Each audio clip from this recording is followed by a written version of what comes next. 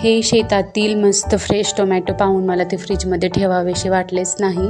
मी त्याचा आज ठेचा बनवणार आहे रात्रीच्या जेवणासाठी. आज सप्पक डाळीचा बेत होता म्हणून त्याबरोबर हा असा झणझणीत ठेचा करायचा असं मी ठरवले. त्यासाठी ना आता हे मिरच्या जे आहेत ते भाजून घेते आणि हिरव्या टोमॅटोचे पण काप करून घेते. ते टोमॅटोही भाजून घ्यायचे. त्याबरोबर लसणाच्या 4-5 पाकळ्याही आपण त्यामध्ये ॲड करून घ्यायचे आणि थोडेसे भाजून घ्यायचं ते पण.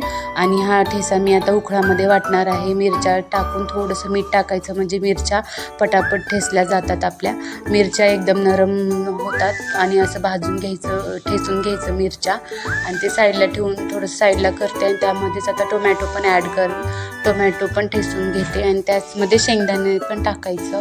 शेंगदाणे आणि टोमॅटो आणि मिरच्या हे एकत्र असं मस्त ठेचून मिक्स करून घ्यायचं. असा मस्त छान झणझणीत ठेचा तयार होतो.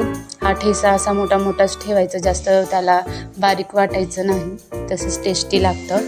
थोडंसं मीठही परत ॲड केलं, थोडं कमी वाटत होतं म्हणून. रात्रीचं जेवण असं मस्तपैकी डाळ भात आणि ठेचा गरम गरम ज्वारीच्या भाकरी असं आमचं रात्रीचं जेवण होतं. ठेच्याची रेसिपी आवडला असेल तर लाईक शेअर सबस्क्राईब नक्की करा. व्हिडिओ पाहिल्याबद्दल धन्यवाद.